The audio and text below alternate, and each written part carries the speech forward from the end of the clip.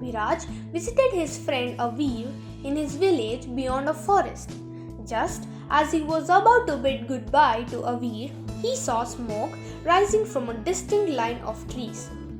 Avir said, "Viraj, a forest fire is starting. I think you should stay at my place today. It may be difficult for you to cross the forest."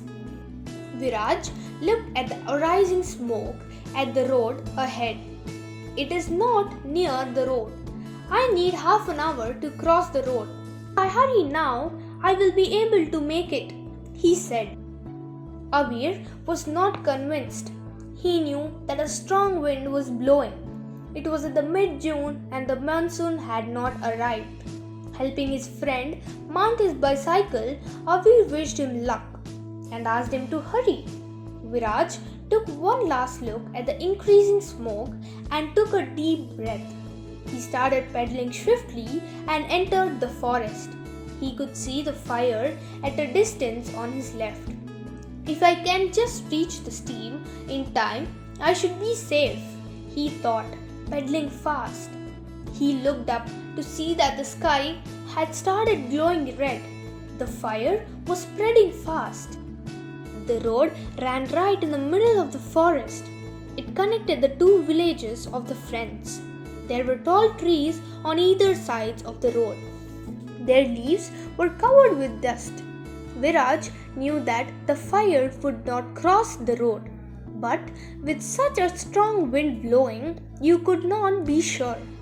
If any of the burning leaves or even a stray spark was blown on the direction of the forest on the right of the road, the fire would continue to rage.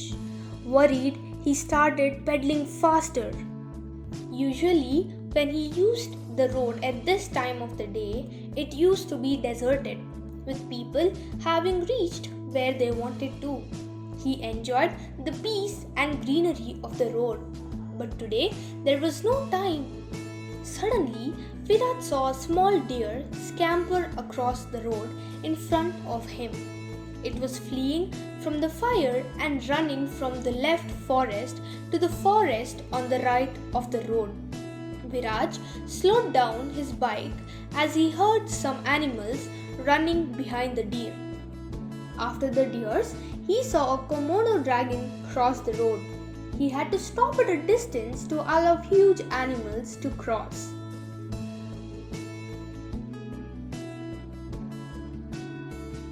He was concentrating on the road and pedaling very fast. So, when a flock of pigeons suddenly rose in the air, he was surprised. He lost his balance and fell, bruised his knee badly. He saw that the knee was bleeding, but again he did not care. He hurriedly took out his handkerchief and tied it around the knee. He then picked up his bicycle, mounted it, and set off again.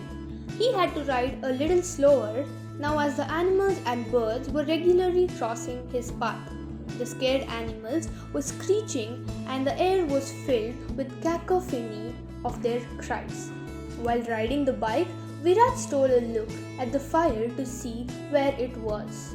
He heard the dry leaves and twigs crackling as they thought caught fire. The air was becoming hotter by the minute and he was also getting tired. His knee was also hurting, but mustering all the courage he could, he kept pedaling hard, praying to Lord that he reached the stream in time. As he rode further, he heard a cackling sound. A fire brigade! No, that could not be. There was no fire station for at least 25 kilometers around the forest.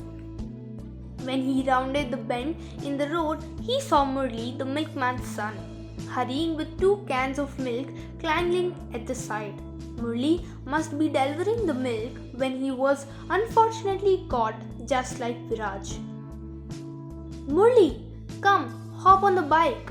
It could be faster," Viraj said, stopping just long enough to allow Murli to jump on his bike. "Just make sure that you keep beating your milk cans so that the animals know that we're coming and they stay out of our way." The fire reached closer now. The flames were high in the air and smoke was so suffocating the boys. Their eyes were burning. They could not stop. It was becoming increasingly hot, and if they stopped, it would be difficult for them to cross the forest. Viraj knew that the stream was just about another 10 minutes of riding. Clang, clang, clang! Murli's milk cans made sounds, but the roaring of the fire was also becoming louder. They saw more and more animals scurrying past the road. Viraj suddenly stopped the bike. When Murli saw the reason, he was in awe. A huge elephant was standing in front of them. She was flapping her huge ears. They saw that she was restless and did not know which way to go. A herd of elephants were waiting for her to guide them. She raised her trunk and sniffed the air. She then trumpeted a loud call. The other elephants also trumpeted their reply. After that, she crossed the road and entered the forest on the right where the fire had not yet reached.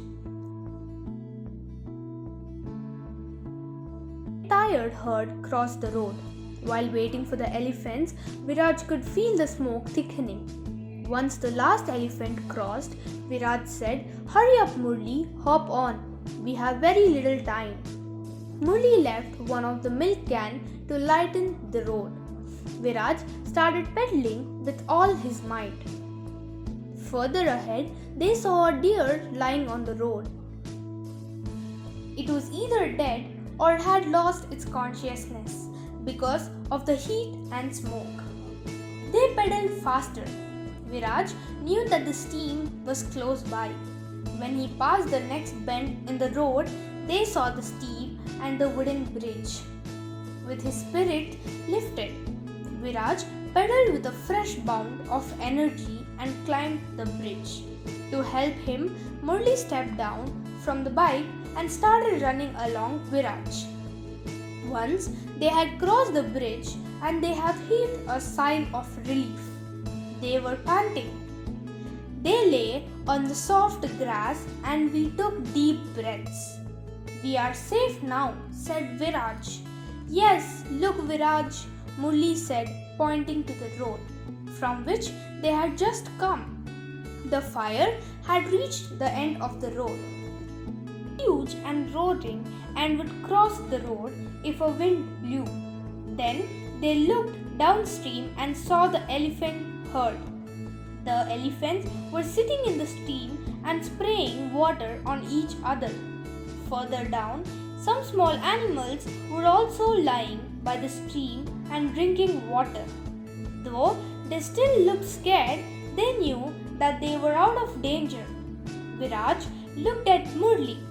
They did not know each other very well, but after sharing the experience of the forest fire, they felt as if they had known each other from ages.